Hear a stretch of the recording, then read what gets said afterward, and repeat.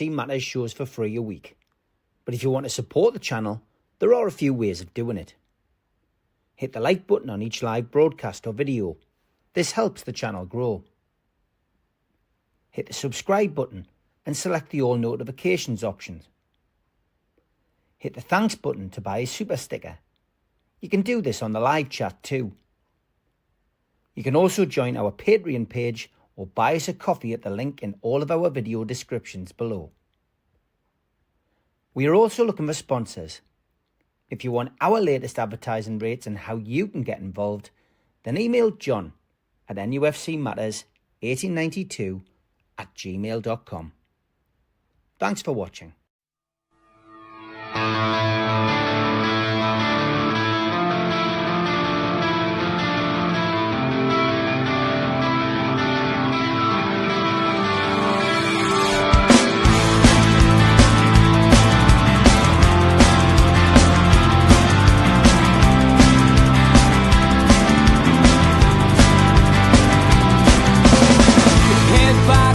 Critics attack. It feels like I've been talking to myself again.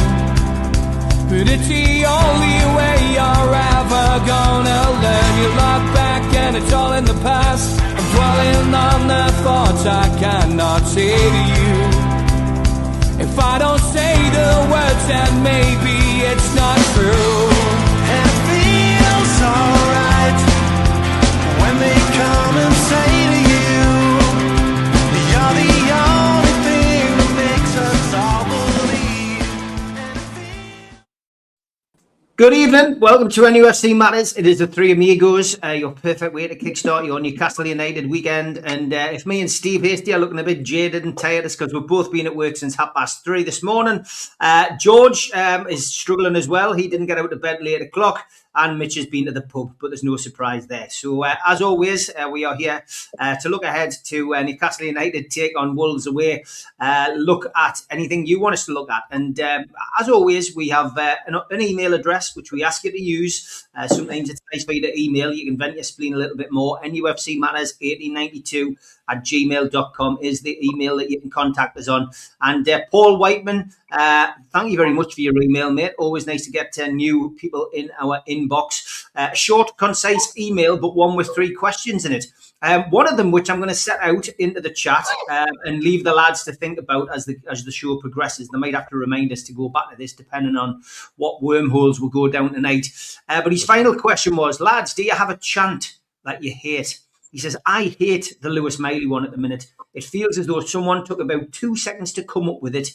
It's very poor. So, in the chat, let us know which chant you hate or which chant over the years you've hated. I'll come to the lads with that one. Maybe it's after the advert break halfway through the show. Okay, one of Paul's other questions. Is it just me, lads? I'm getting fed up of Eddie's constant PSR moans. I get it. We've got to cut our cloth accordingly, but I'm getting sick of the constant need to highlight it. He has mentioned it on numerous occasions. Mitch, we could probably do a video combining all of them. People like to do that with politicians, don't they, when they keep making promises that they don't keep. But every time he's asked about transfers, he does mention it. Is there a need to continue to mention it? It's the easiest thing to hide behind.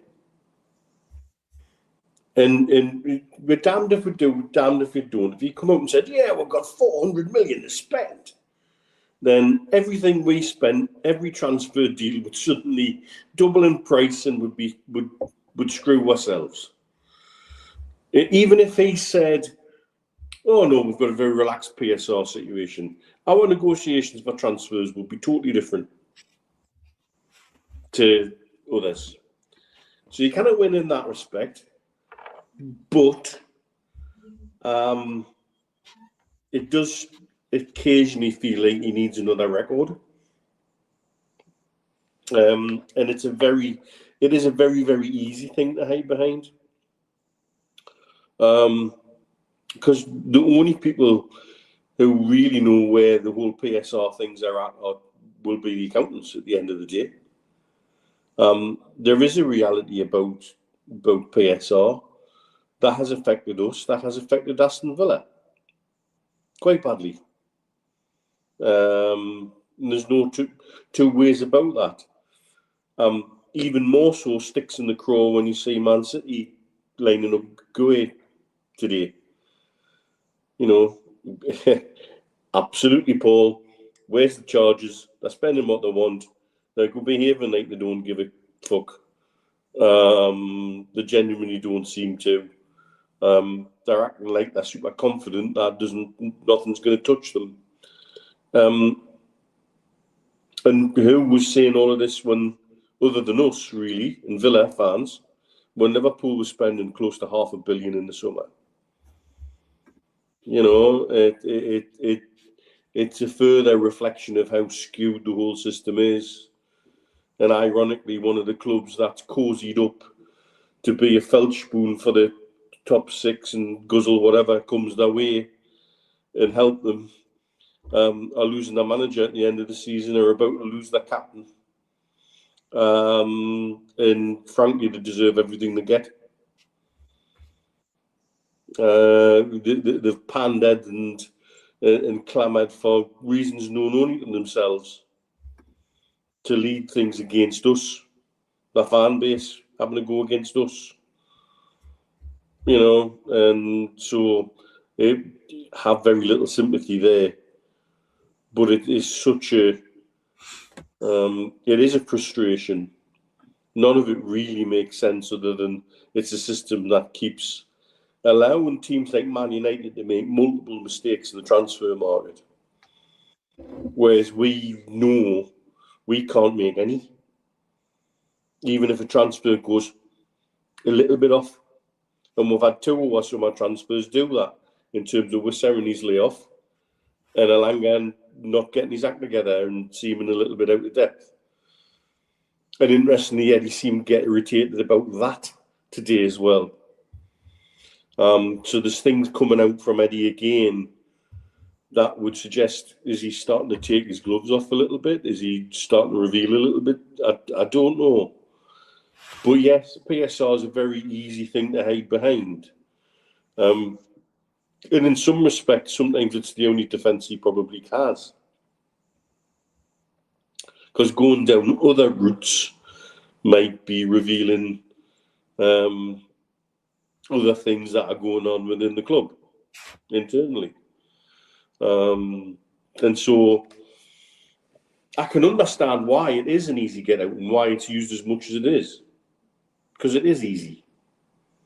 But I also get that it's getting a bit tired, and a lot of people want to hear the record changed a little bit, even if there was a little bit more spin put on it. But we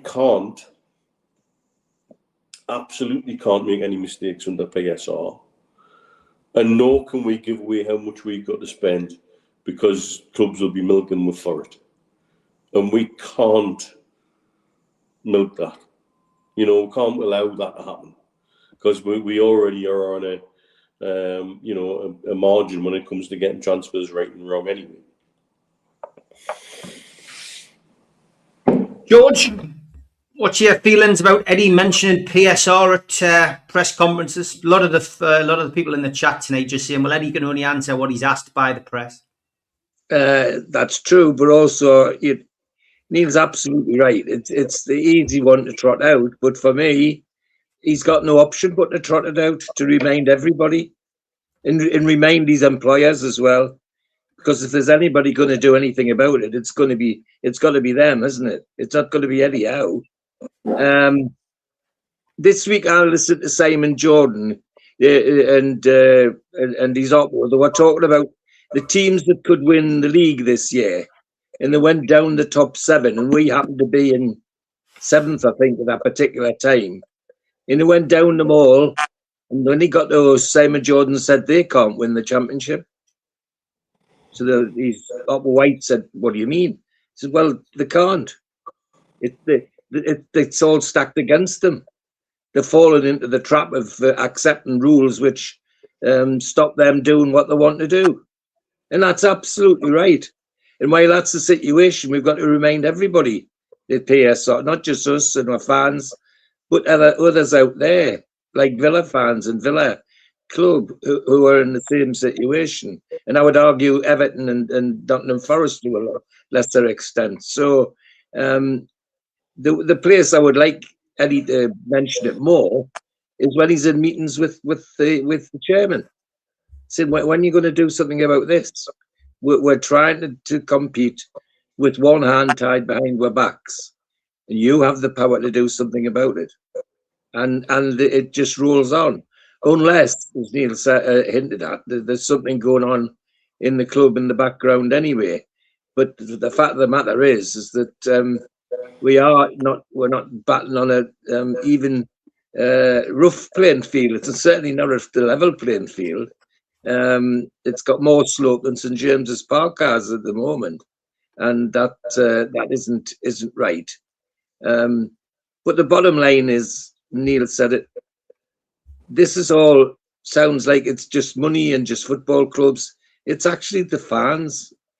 It's the fans of all the clubs in the Premiership, and particularly ones like ours, who are open to make a change, who are in the end suffering and watching Liverpool, has been said, spend $500 million in the summer, and much good did it do them. And then watch Manchester City just, pluck 70 million out of a low-hanging tree to buy the best, who was regarded as the best centre forward in the country, and drop him straight into a cup semi-final that a tournament he'd already played in, and then now talking about buying the leading centre back in English football. Well, that Eddie Howe can't change that. But Eddie Howe, in my view, is entitled to remind people that that's where we are. We're not playing on a level playing field. We're batting the big books of people who seem to run football these days. And something's done about that. Then, if I was Eddie Howe, I'd be reminding every opportunity to God, because Neil's right. It's the easy one, but it's true. It's the one that's significantly true. So yes, it gets a bit boring, but I'm not tired of hearing it, because I want people at Newcastle to remind everybody. Remember, the rules are written against us. You remember the Newcastle rules. That's all still in there. But they didn't really get it taken away. So until that changes, then you'll hear more about it. And I understand the frustration, but it is a very understandable frustration in my view. So there we have it, and we've got to live with it. Steve, Lee Ryder at the press conference today, he said, when fans heard you mention PSR at the last press conference, he said they were scratching their heads, and a lot of people are wondering where the Alexander Isak money is. He says, I'm not sure whether that comes into it. He says, I don't think fans are expecting it to be like a big pile of money in a heap lying somewhere, and you're just able to dig into it. He says, but can you try and explain where exactly we're at? And again, he navigated it as Eddie navigates everything in his press conference with, professionalism and aplomb. But we never really get an answer because he doesn't really know. And he laughed it off, I think, in one bit where he said, I'm not there counting the money. But he did say that they discuss things, they talk about things, and they plan things. And I guess the frustration, of course, lies in the performance of the players that we've signed in the summer. We've had a great deal of spend this summer to replace Isak, and those players haven't hit the ground running, with the exception maybe of Voltemada, who isn't quite the player that we hoped he was going to be. You're right, Steve. What I found interesting about the whole situation regarding Eddie talking about PSR is that Eddie's not the only manager since the window opened to mention PSR. And I've heard quite a few managers and coaches on their daily, weekly, whatever you want to call them, press conferences, seem to be coming every 2 days now, mentioning PSR as a restriction. The only ones that haven't, incidentally, that I'm aware of, are Arteta at Arsenal, Guardiola at City, Slot at Liverpool, and whoever the manager this week is at Man United and Chelsea. They seem to be the only ones that are not talking about PSR. Everybody else at some point in time, from West Ham manager to Glasner to Villa, Brentford, Bournemouth, they've all mentioned it. Brighton, they've all mentioned PSR as restrictions. I think the big thing is that, perfectly honest, I don't think anybody understands PSR now. We certainly don't know what the club's position is, because all we have in front of us are what the accounts were up to 2024. So we don't have a set of accounts that shows. Even Gavin Maguire, Gavin Maguire, even he seems Kevin Maguire, the football finance guy. Is that who you're talking about? Kevin Maguire. Is it Kevin? No, it's not Kevin. He's the Labour guy. Kieran Maguire. Kieran. Even he seems to be bamboozled by it all now, and doesn't seem to be wanting to get into the conversations. Very little on Twitter, and I think he seems to be sort of hanging his hat on whatever this new scheme is going to be, but nobody knows how it's going to benefit clubs. We just get told it's going to benefit us. They also haven't explained how you transition from one into the other. That's right, and they also haven't explained how it works if you're in Europe. We just keep getting told it'll be beneficial. It'll be more beneficial if you're in Europe. That's funny, because that's Arsenal, that's Man City, that's Liverpool. You know, that's Chelsea, Man United aspiring to be again. So it's going to benefit those clubs again. It's going to help their coefficient. There's probably something in PSR or the equivalent that's coming in that's going to benefit their coefficient as well, no doubt. That'll be hidden in the little sort of a caveat or a little appendix that we've never seen. Eddie does use it as a good get out, but I think the fact is that nobody understands. And everybody's right. We keep asking him, or the press keep asking him, and he tries to reply. He could have very easily said no. He could have killed the whole thing and just said, when the question was, will it affect you? He could have just said, no, we're carrying on as normal. If people become available, we know who we want. We know how much we can spend.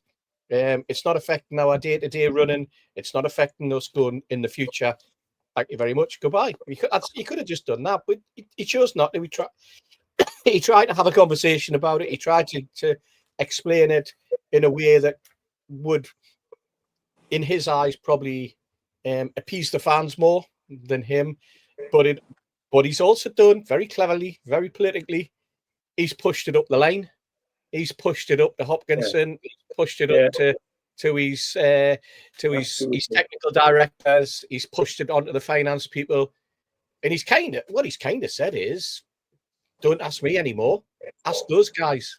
They're the guys that look at they're the bean counters. They're the guys who are looking at the money every week. I'm not.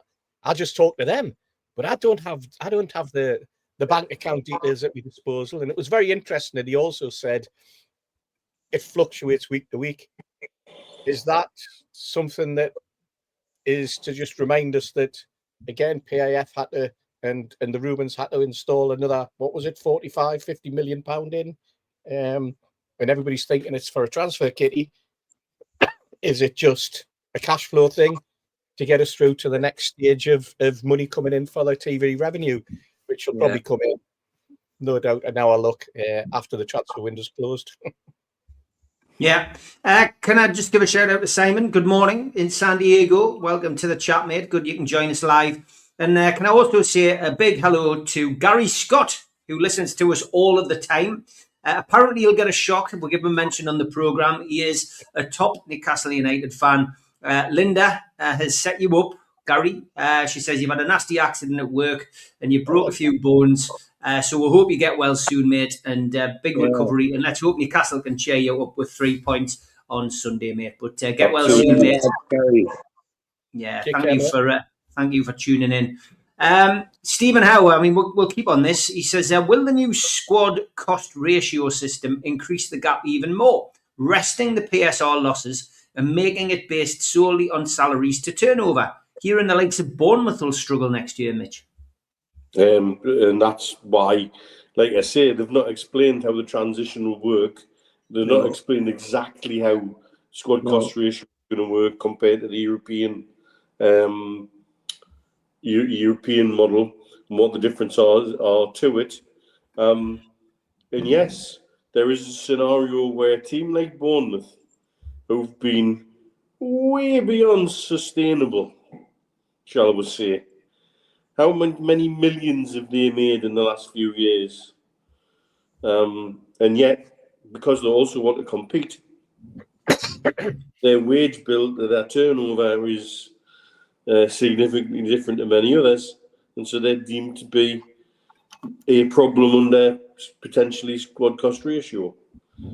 Like Steve says, there's little things that we don't know about it. There's details. The devil in football's always in the detail. Devil in everything's always in the detail, really.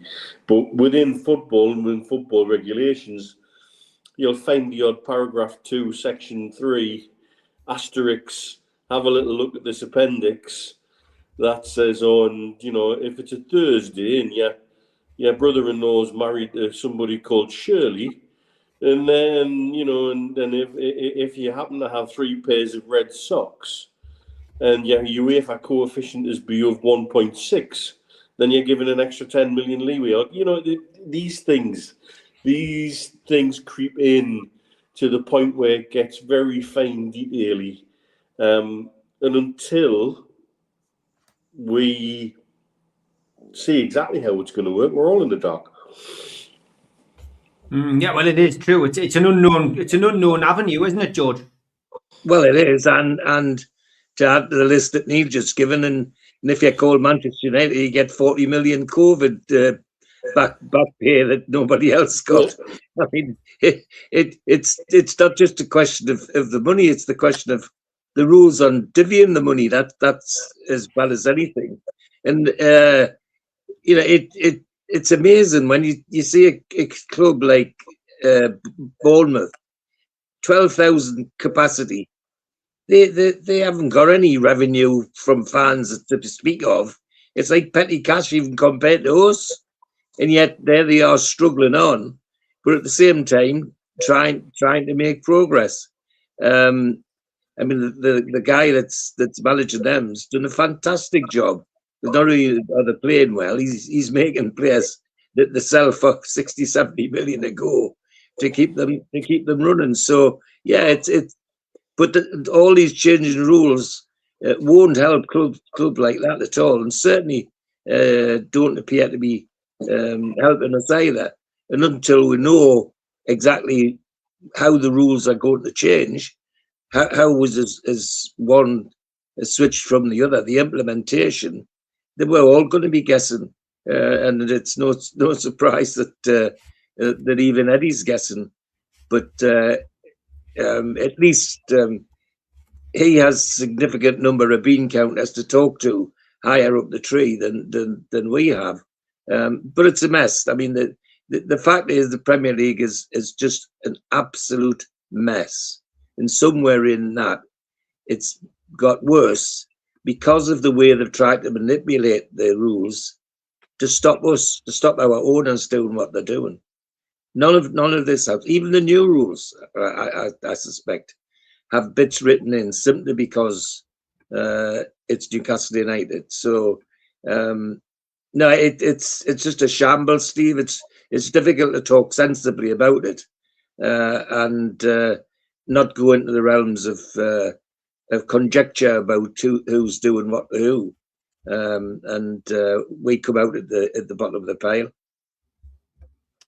You can still, you can be $1 billion in debt, but that's okay. Is that really how to stop clubs going bust, Jody Toomberlite? Yeah, in a paragraph you've said. Right. Well, it's $2 billion now if you're Manchester United. Why we've banged on about it for so long. Yeah. Bournemouth probably could have built a new stadium with all their big sales. Believe they are increasing their capacity to by 20,000-ish. See, several Liverpool staff are facing jail for multi-million-pound ticket scam. Interesting BBC article this week. Thank you for pointing us in that direction. Not just in one box office. David, no, I think there'll be a few box offices. David, watch this space. Steve says Georgia to mess. To the Premier League, the cartel is exactly what they want.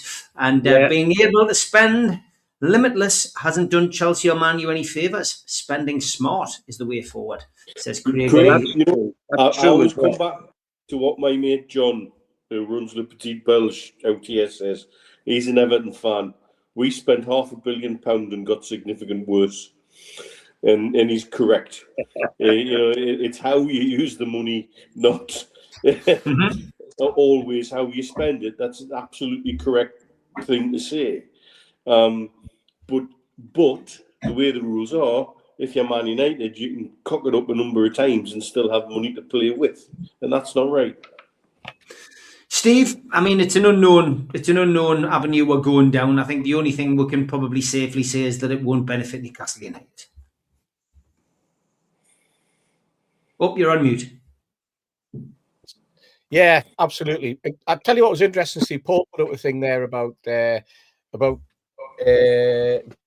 players with potential, and we seem to be buying players with potential.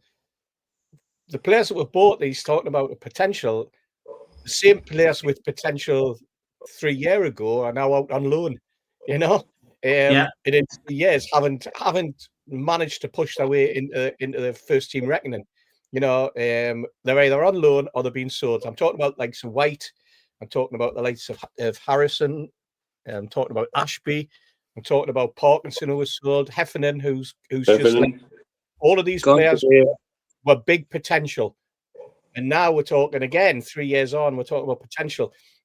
And is it a coincidence this is happening at the same time as the under-21 coach has left? Who knows?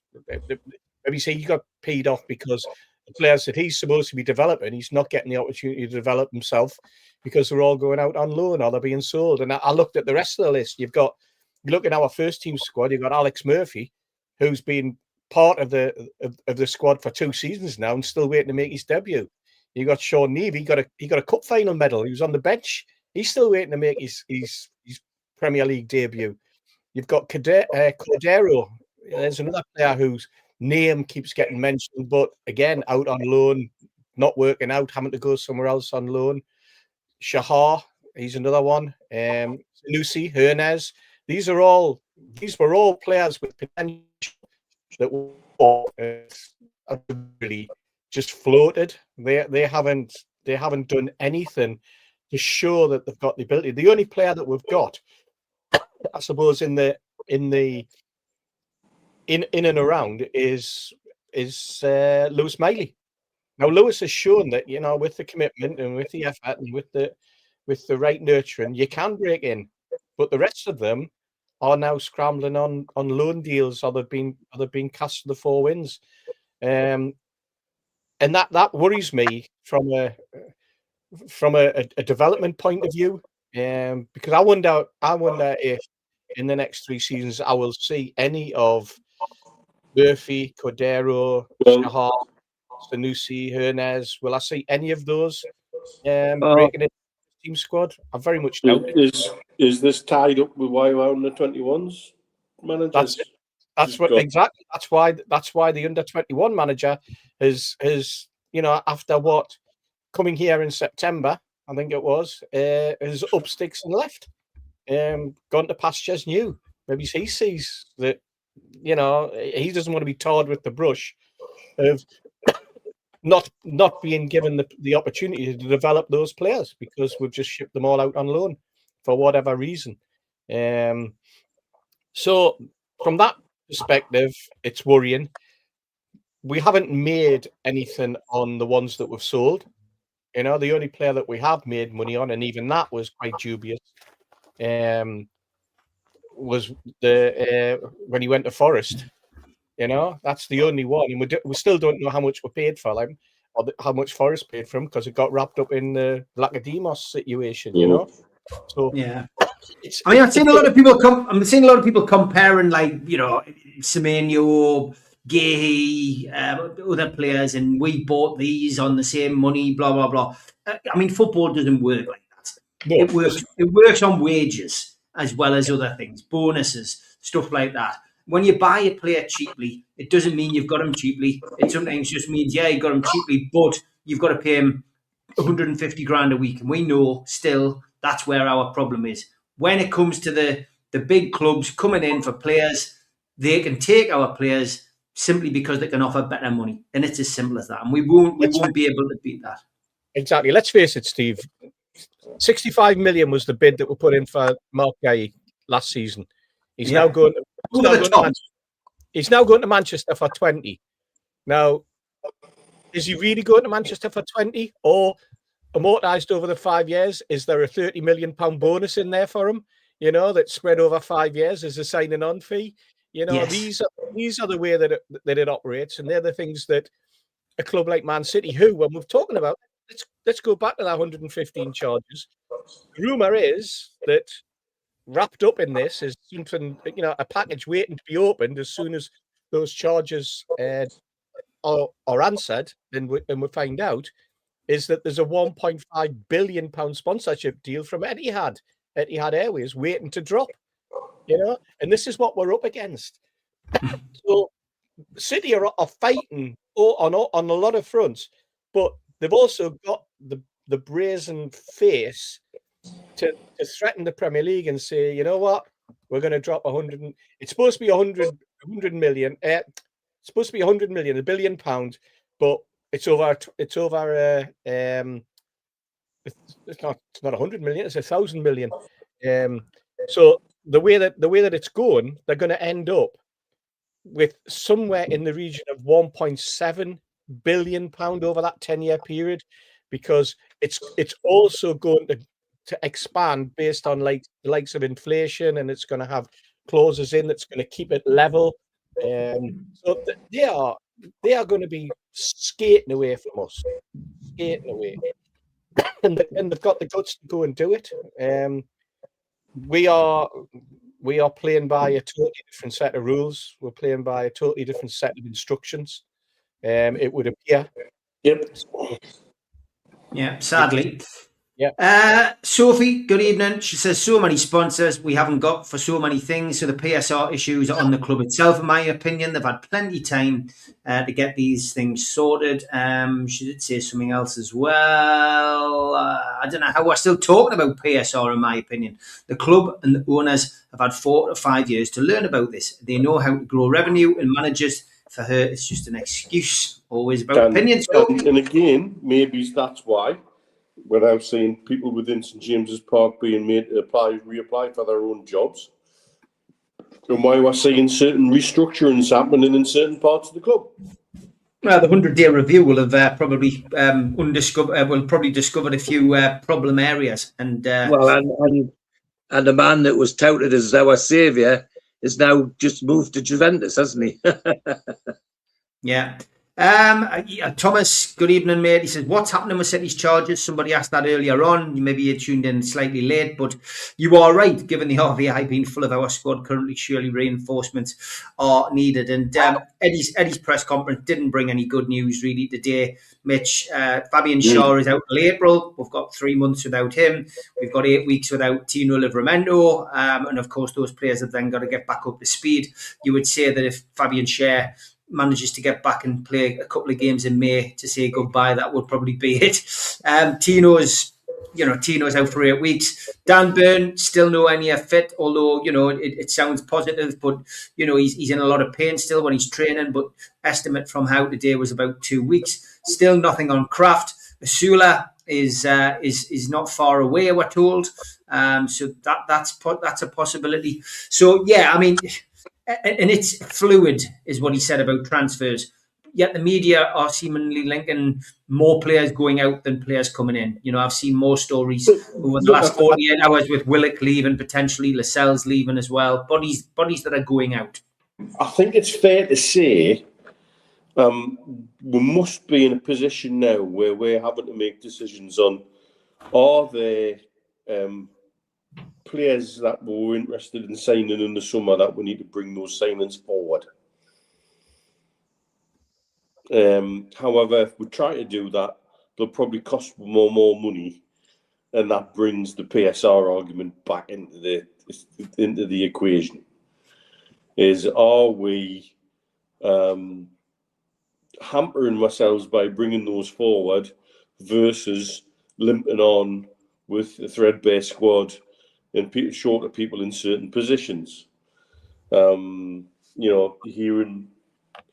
that all still not 100% well with Trippier still at the minute, and so you wonder how we are going to cope with this unless you start at either it's time then some of these guys hanging around the bench, like Murphy, he would be the prime candidate for me. Saha is another one, who've been in and around, need to be blooded. Man City aren't frightened of blooding youngsters. That team that beat us in the midweek had youngsters in it and more on the bench. So they're showing they can be functional both in the transfer market and with their academy. And so either, if they're not up to scratch, what are you even putting them on the bench for? Are they just placeholders? Are they just warming a seat? Are you not making a better message to the ownership and the people above you, if you want bodies in, to name a few sub benches with a few body shorts and 6-foot goalkeepers on them? I don't know what the answer is to that, but my common sense or my football brain is telling me we could do from a physical point of view and as a club and a fan base, an emotional point of view, with a couple of bodies through the door. George, we need recruitments. Do you think we'll see any? Because, as I say, when they're not filling us with confidence at the moment, Eddie's playing things down, but that doesn't mean we're not going to get players in. No, it'd be very disappointed if we didn't get any in. His name says at least two. We needed a forward before this window, but now there's an urgency for defensive backup as well as a forward. Well, if you believe this morning's papers and social media, we're talking about Strand Larson again, for God's sake. No, thank you. We've been down that avenue. Don't let's go down it again. No, there's lots of frustration for me as well. A couple of weeks ago, I watched the League Cup thing that the lower divisions play in, and we are allowed to play our under 23s in, or under 21s in. And we played Mansfield. Now, Mansfield fielded a full side and give us a hard time in the first 20 minutes and went 2-0 up.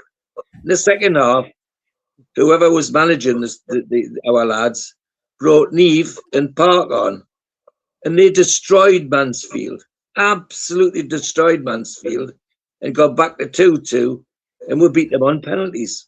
And I'm thinking to myself, well, if they can do that against a bunch of seasoned professionals, all right, slower league, why aren't they being given 10 minutes, 20 minutes occasionally and with the first team, instead of rotating the same old and giving them 15 or 20 minutes would be more beneficial to them and to the club, surely, and be a better message to the kids that's sitting there waiting to get a chance. I mean, I can remember, I don't want to go too deep into history, but I remember being in the juniors, and when your mates got picked.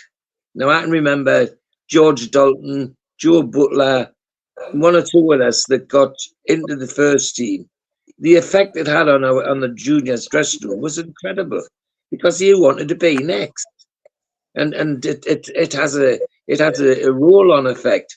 We don't seem to be into that at all. Like this lad Murphy, Alex Murphy, we're talking about, a couple of seasons ago, he played in a very young back line, which was marshalled by Dan Byrne. And with the guidance of Dan Byrne in that game, looked like a world beater. Yeah, he's still got to make his debut in the team. Yeah, How long does it go? So yeah, there's lots of things that are frustrating. But in terms of the team, we definitely need a couple of bodies at least. And I'm quite like some of the defenders that's been talked about on social media at the moment, and one or two of the attackers as well. But we definitely need a couple of bodies through the door.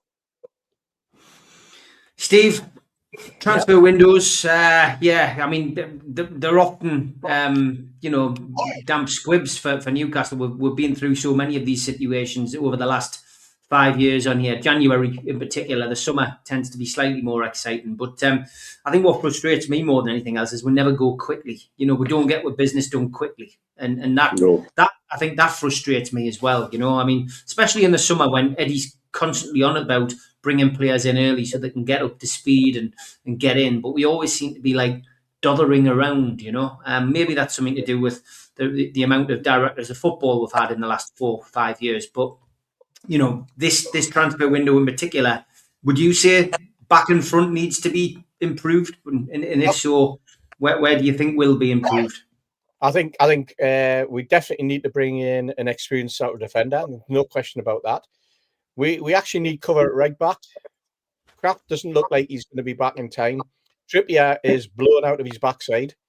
Livramento is just unavailable again for another 8 weeks. So we need to be considering that. We definitely need a goal scorer. We need someone who can lead a line properly, who can run a line properly, who can dominate a centre half, and can battle. Because at the moment we've got Voldemort who can dominate in what is sort of like the semi-last third, but not in the box. When we have got the ball in the box, he's been okay, little layoffs and stuff, but he's doing all his work way outside the box. And Wissa, for me, with Wissa, the jury's still out, to be perfectly honest. I think what he's doing is he's slotting players in around those. He's chopping and changing between Wissa and Voldemort, but he's keeping the same formation. He sticks rigidly to his two wingers. I think that with the defensive problems we've got, I don't understand why he hasn't gone for a 4 in midfield as well as the 4 at the back, and played 2 up front. Because I think the way we've been leaking goals recently, I think that possibly a holding midfielder would have been a huge benefit. I think we've missed a trick with Conor Gallagher, because I think he would have been a very, very useful addition and still relatively young at 26-year-old. I've got a question, Steve. The fitness of the squad at the moment. I mean, yes, we've got Byrne. That's an injury that that was sort of just it's just a knock. It's the way it's gone. That's the rub of the green in terms of football. Shaw, similar. It's a long-term ankle problem. Lascelles is an interesting one because that seems to be that he's not in the right mental state. Is that because he's already been told that he's going, and has that got to him? Who knows? But you look at the rest, and you look at the rest of the squad, and the players in particular. You've got Trippier, you've got Willock, you've got Murphy, you've got Alanga, you've got Wissa and Voldemort. 6. And I could probably add over the last sort of 3 of the last 6 or 7 performances. I could add Tonali to that. Those players are blowing out their arse. Absolutely. They are struggling to finish or even start games. They're definitely struggling to get through 90 minutes.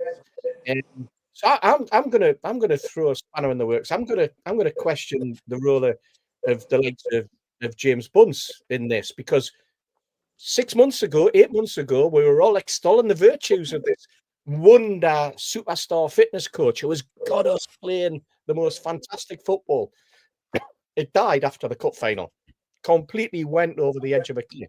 Now, the reason I'm doing it, I looked up just while George and Neil were talking. I got the role of a fitness coach is to design and deliver strength, power, speed, and conditioning programs That's the first. But the purpose is to ensure players can maintain high intensity performance throughout the season with a focus on injury prevention.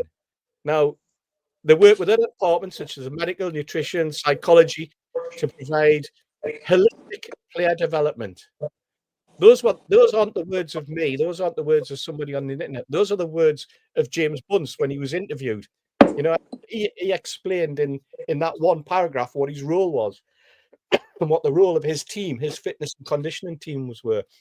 Now, I'm not seeing very much from an awful lot of our squad that will tell me that they are at peak fitness, peak conditioning, mentally and physically. Voldemort, he blows out his backside every game. Wissa, yes, I know he's just come back from a long-term injury. Half of his problem was that he didn't do any pre-season training, you know, and went on an Alexander Isak mission down at Bournemouth, didn't he? Elanga has just completely imploded. He is not the player that he was at Nottingham Forest.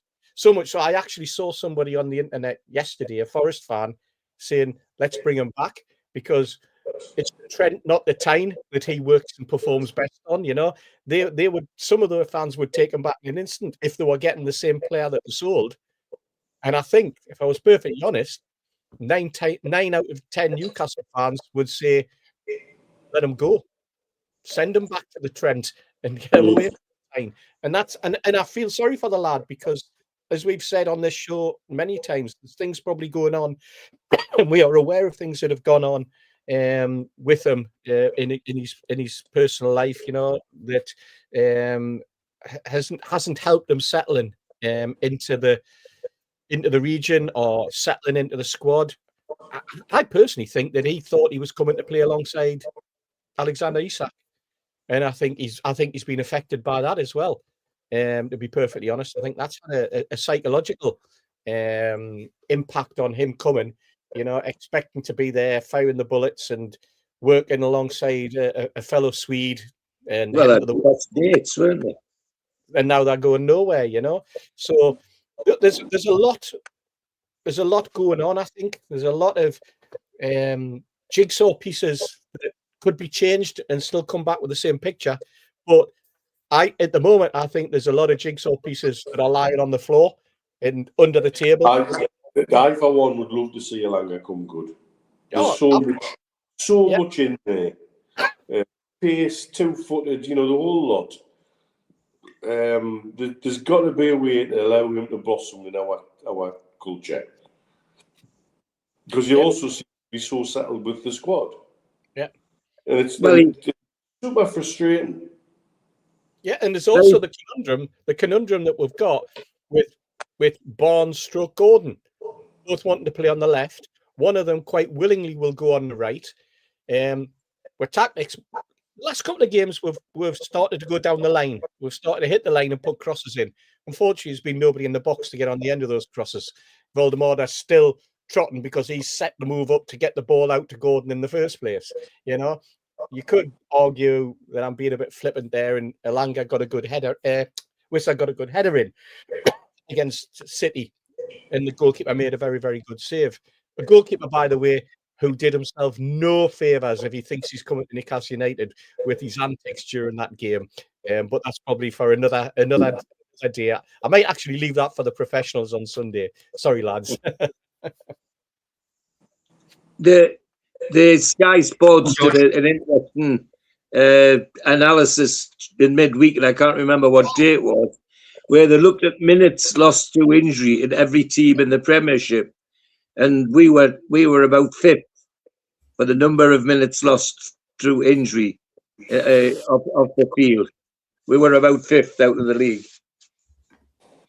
Okay, over 700 watching across all the different platforms. Thank you very much. If you're watching elsewhere, jump onto YouTube, hit the subscribe button. We never take it for granted. We do enjoy your company, and we do this show 7 nights a week. So please jump on and subscribe. It is free. Big thanks to everybody who's watched the channel over the last month as well. 24 new subscribers, 145,000 views. and 2.1 million minutes watched. That's our stats. So brilliant stuff. And 257 uploads from our channel this month as well in the last month. Thank you, So thank everybody. you. Thank you. Well, thanks once again. I saved this for tonight. I did mention it on the fans forum, but so far the promoter and the photographer book has raised £876.77, and that has been sent to Age UK North Tyneside. The book's a tenner. You can buy it on our website, nufcmatterspodcast.co.uk. So please jump on there and support us with that if you can. We'll have a little break, as we often do on Friday, with a little bit of humour. If you are easily offended, probably best to go and put the kettle on or do something less boring instead. All of these tweets have been sent in by our viewers, being vetted by myself. If you're easily offended, go and do something else.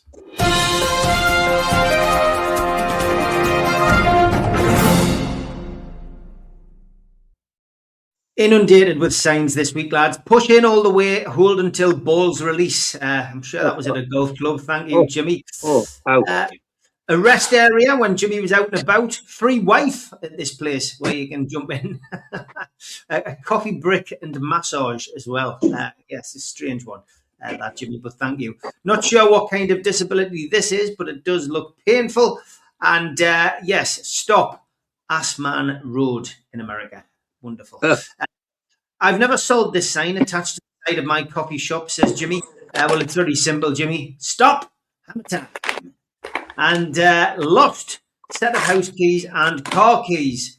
If found, please return to 520 Heavener Avenue, 30329. I usually get home after 5 p.m. Very, very good. We sell crack pecans. Wow.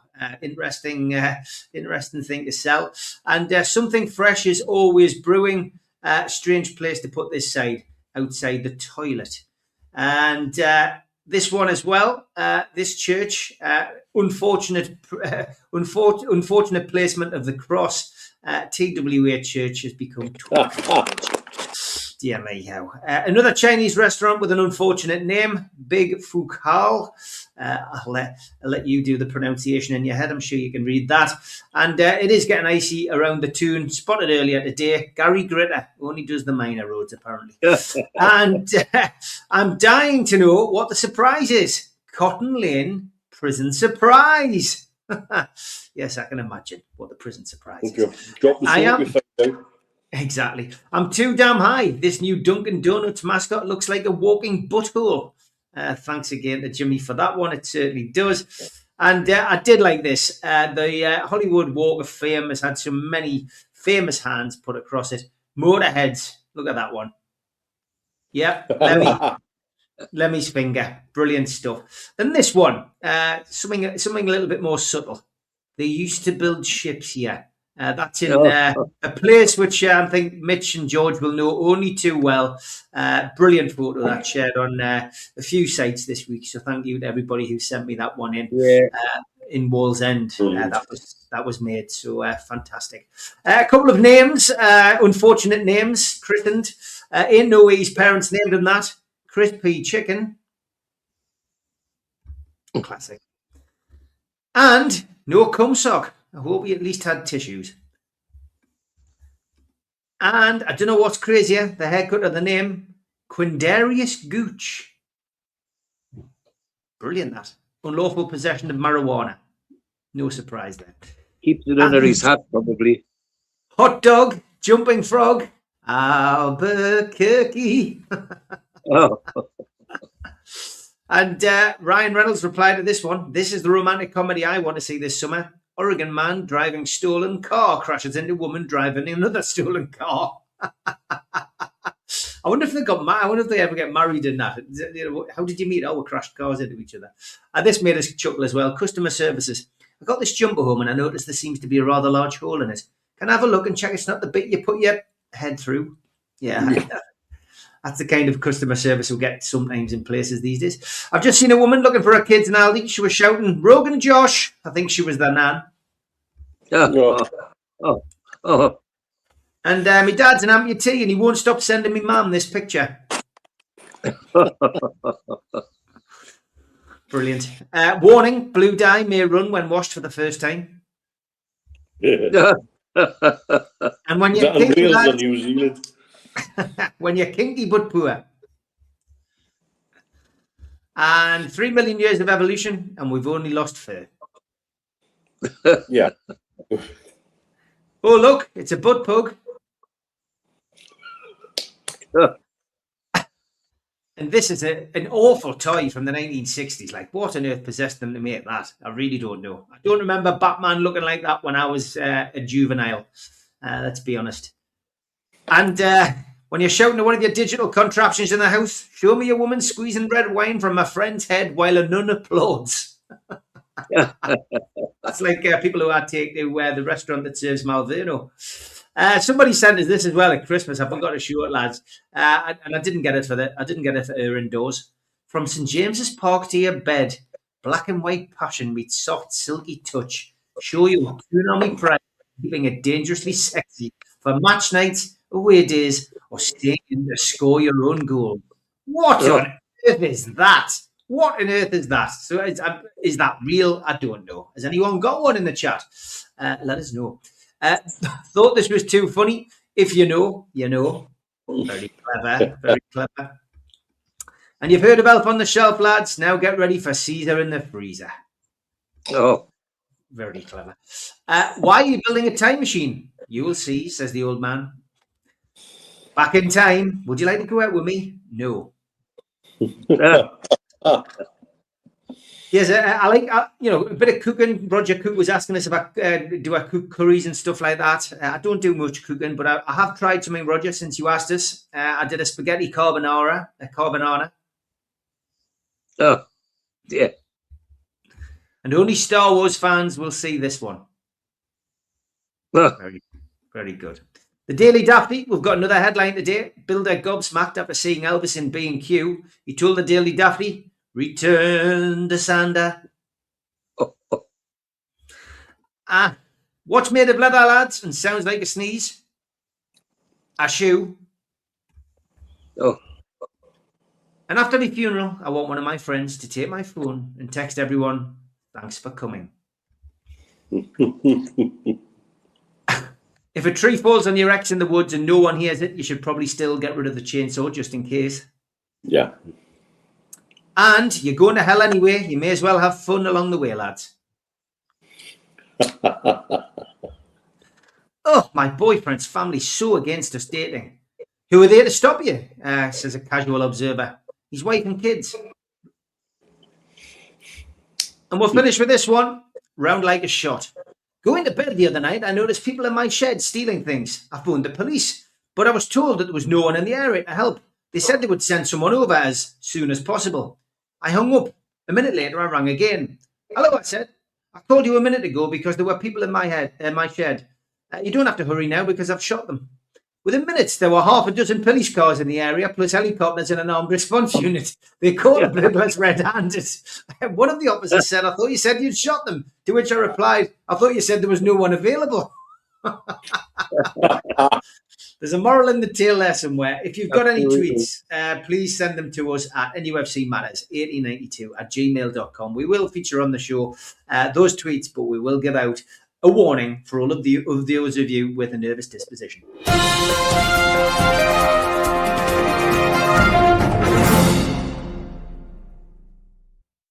Okay, we will have a quick ad break. Back after this. A big thanks to all our sponsors, Skips and Bins. You can find them at their website, skipsandbins.com. Contact them, www.skipsandbins.com/contact. Say hello to low-cost waste disposal with pay-as-you-go and contract waste management. Big thanks to Media Arts for all the technical side of things. And a thanks to our fanzine sponsor, United Group Travel, UK Coach Holidays, established 2020. There are no strangers on our tours, just friends you haven't met yet. 2026 tours, 2 crew, driver and courier, local family company, 3-star plus quality hotels, no interchanges, hot and cold snacks and drinks available on the coach, all excursions included. Website www.unitedgrouptravel.com. Email beverly.ugtl@gmail.com. Telephone 01670 632 460 or mobile 0791 666 4174. just £30 per person deposit. Big welcome to GC Competitions, a new sponsor. A day none of us will forget. This is your chance to win this stunning Newcastle United signed Carabao Cup final winners display with replica medal. For only $1.99 a ticket, you can be the proud owner of this piece of Toon history. The draw will take place on Sunday the 18th of January. Don't miss out. Get your tickets now at www.gccompetitions.co.uk. If you want to support the channel, you can hit the subscribe button. It's free. We do 7 shows a week. Hit the thumb up to like the channel and click share to your social media. If you like to listen to us as a podcast, you can find us on Sports Social Podcast Network or iTunes or Spotify or other podcast providers. If you want. Okay, welcome back to NUFC Matters. Just a big shout out to everybody who subscribed to the fanzine. They were on their way this week, so hopefully most of you have received them. They are that one. There you go. NUFC Matters in the City was the cover, and the response we've had so far from people was very positive. People love this one. Some great articles, and I will be giving yours to George Mitch for him to give to you next time you are over. But great article from Mitch in there about the stadium, and some good stuff from everybody else who contributed. Thanks to everybody who did. Don't forget as well, Superman and Gibbo, it will be on. Steve, did all the pictures get in all right for it? Yes, they're all in. Everything's in as you sent them, mate. It's really, really good. Superman and Gibbo's next Friday, so if you haven't bought your tickets off Voucher, please do so. We've got about 60 people coming along to that, so that's going to be a really good night. All proceeds, of course, going to Age UK North Tyneside. And the following week hasn't sold as well. I think we've done Beardsley quite a few times in January now, and I think that's caught up with us. We have added Kenny Wharton to it, though, and Kenny hasn't really done a talk in. So Kenny Wharton will be on with Peter on the night. That should be a great little night. I think we've only done about 35 tickets for that.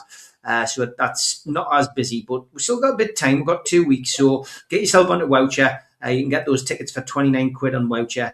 And Joe Allen's going to be coming along to do the comp airing as well. Peter and Kenny having a chat. And again, that is for Age UK North Tyneside. Maybe as well doing 2 events back to back is a bit difficult. And don't forget, in the summer, as a prelude to the World Cup, we've got the return of the entertainers: Beardsley, Watson, Darren Peacock, Lee Clark, Steve Howie, Rule Fox, Kevin Scott. Will all be taking part against a group of journalists, and Steve Hasty is going to be having a run out. I might have a run out myself as well. Ando is going to be playing for the journalists, so another Newcastle man there, and Joe Allen's going to be picking the entertainer side. I'm sure we'll have a guest appearance from 1 or 2 other celebrities on the day as well. But that's your main core of players. 99 quid for your VIP ticket gets you access to the VIP lounge and some food. But the standard tickets are 30 quid. So get yourself onto our website as well, nufcmatterspodcast.co.uk, if you want to come along to that in the summer. And the promoter of the photographer book, we have got 70 of these left. Big thank you to everybody who's bought them, but we've already donated, as I say, over 800 quid to the charity. Would love to donate some more, so please jump on. Me and Andy did the book for free.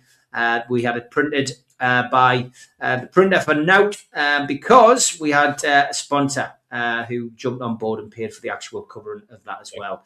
So thank you to everybody who was chipped in with that, but it would be nice to sell all of those books out if we possibly could. Okay, let's get back to some questions before we look ahead to the match. Do you guys think the training ground announcement is a good sign, says Simon in San Diego? Mitch, I will reiterate what John Gibson said last night. What announcement? Yes, thank you. Gibbo was great last night. Gibbo said, I am sick and tired of not hearing anything from the club. He says, I have an utmost admiration, he said, for Craig Hope. He says, but I don't want to hear announcements from bloody Craig Hope. I want to hear them from the club. So I guess we just got to say, you know, what training ground, Mitch, for the time being? Yeah, I think once it becomes official, that's a different matter. It will calm, I think, a certain section of our fan base down a little, who quite rightly, in some respects, are asking, where is this and where is that? as passive as PIF have been in some of the arguments and some of the situations, we've just spent an eon talking about PSR yet again. It rightly has allowed people who are unsure about commitment to raise questions. And that has fomented into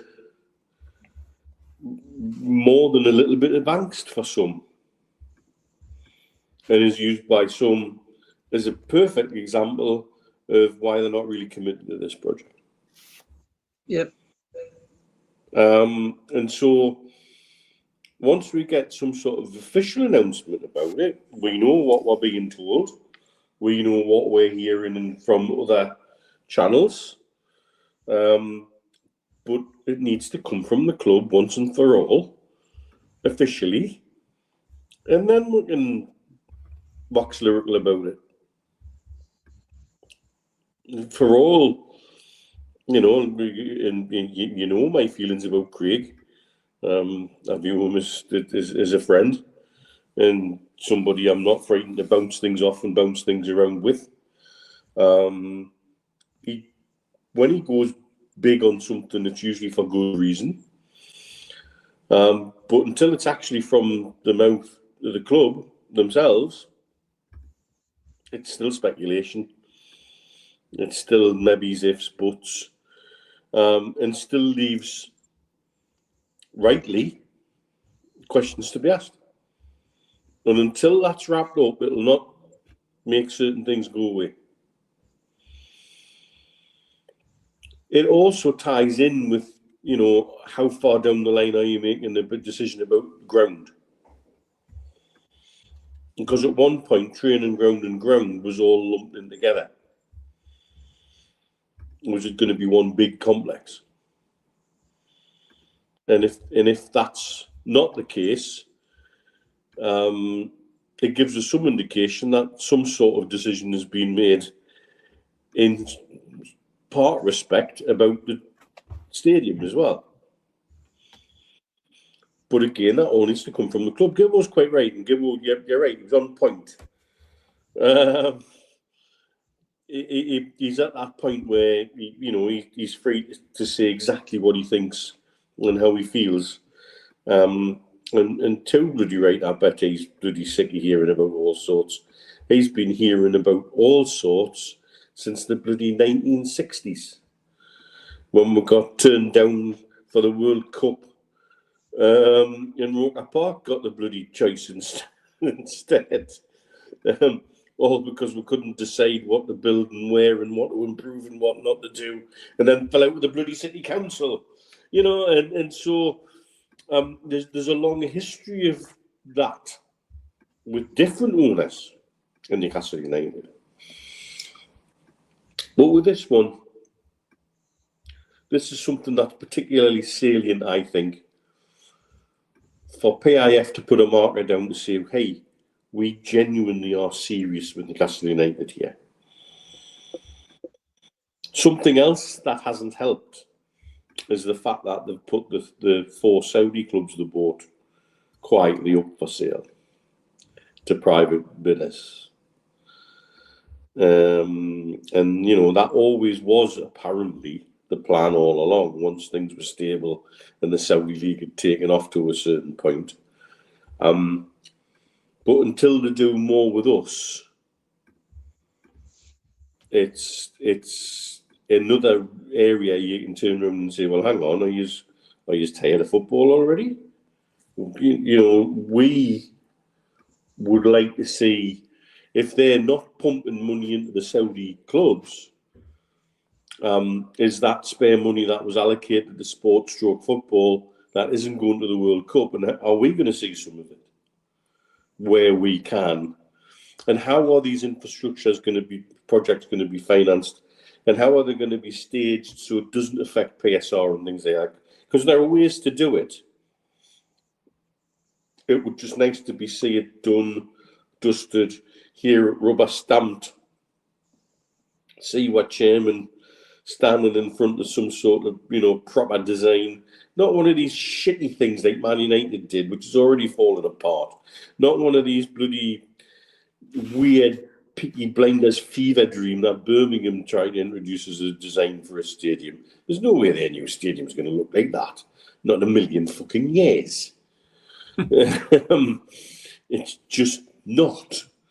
But I think as a commitment to Newcastle United, it would be lovely to have that signed off and sealed by PIF and by the club to then,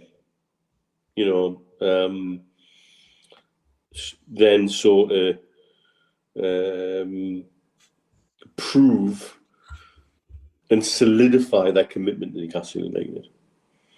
They've shown in other ways this week alone how willing they are to put Newcastle United front and centre of certain things.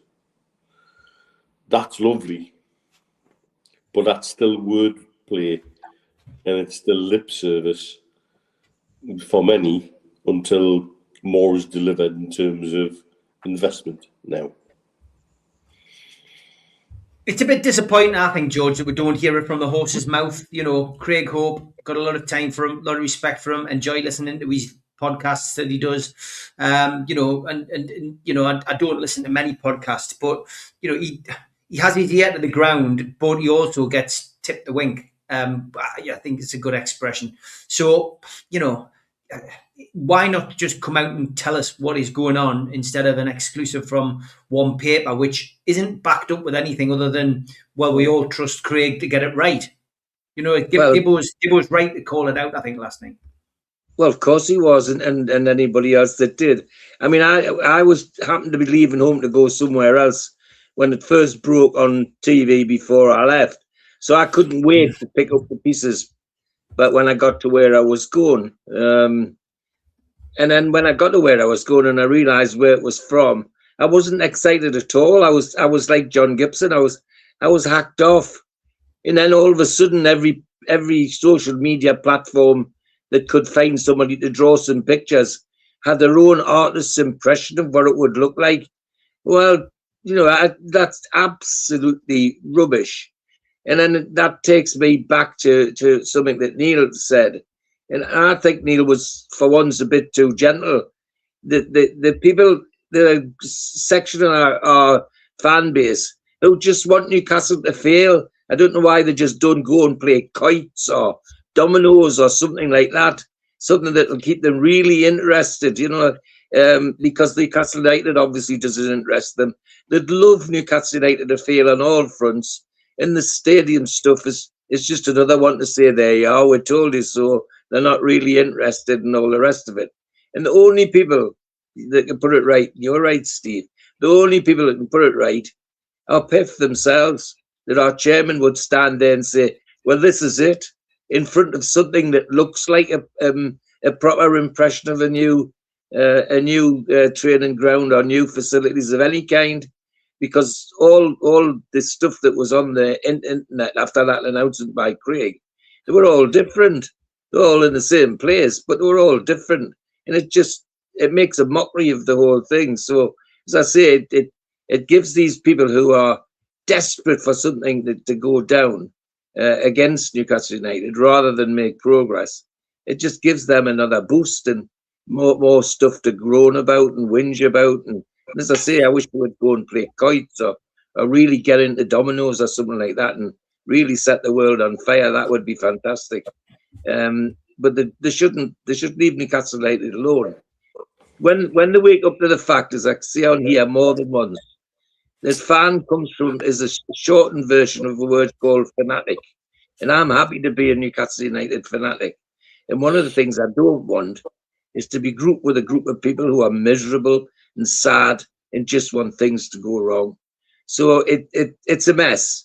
And the only people that can sort the mess out is our chairman standing in front of the real drawings, the real models, and the real statement about what our training ground is. I mean, Craig Hope was quoting 200 million as the figure. Well, where's he get that from? Unless somebody has tipped him the whip. wink, well, fine. Well, why tip him the wink? Tell us. Tell the fans, the real people. That's the issue for me. So that's what gets my goat. That's what gets my goat. I'm all for a journalist doing his work and getting an exclusive and not being a lazy journalist and picking up his stories from Twitter. But it's when somebody gets at that, and don't get us wrong, I'm not having to go Craig Hope here. I'm having to go to the club. Absolutely, it's the club that's at fault to let that happen. If they're allowing that to happen, especially if somebody's, as you said, tipped in the wing, that's appalling. That's really, really embarrassing, and boils my blood as a fan. I want to know. I should be first to know. It's my pennies that go into St James's Park to keep the thing going, and I need to know, and I should be told to know. Like 250,000, 500,000 others around the area who are black and white daft. They deserve to know before anybody else. And for it to go on like that just makes a mockery. And it's embarrassing. And if it doesn't happen, it's embarrassing. Again, it's another story that's come out, and it's, Absolutely. Yeah. Steve, I mean, there's lots of people talking about the Saudi advert. I've seen lots of talk about that on social media as well. No fans of the club or podcasters in this one. I'm happy to say. Don't get me started on that one. They'll remain. They'll not get criticised for taking the Saudi dollars on this one. But yeah, I mean, this training ground situation. I mean, it's just another story. Which again, the club could have an easy win. They could come out, 12 hours after that story's been published as an exclusive in the Daily Mail and gone, yep, it's true. Because bearing in mind as well, it's only a week has passed since Eddie Howe sat in front of the journalists and, in his words, he felt very disappointed. He was disappointed at the bylines that came from his response to the training ground crack. He wasn't very happy. He wasn't very happy about the way that the narrative that had been created from it. Almost as if Eddie wasn't very happy that we didn't have a training ground, and he might not be here when a training ground was built. So this has been running for a couple of weeks now. So now we've got that kind of exclusive out from Craig Hope. Why didn't the club come out and say anything? Yeah.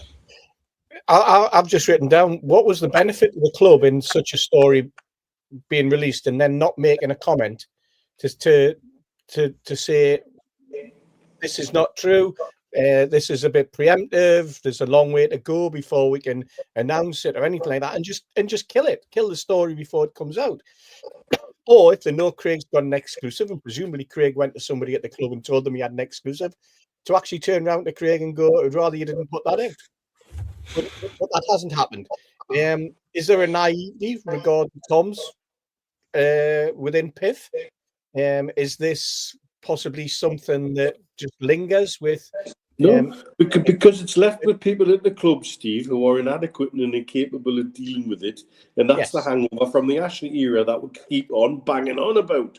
Exactly. That was people within the club who still view fans and the fan base as part of the problem, not the solution. And therefore, journalists also. And does it also say something for the people that PIF have put in representing PIF within the boardroom and within various areas within the football club? Because those people are in a perfect position to come out and go to another journalist or go to Craig and say, stop this is wrong, we don't want this out. Or, as I say, you preempted it. Now, I could kill this story tomorrow.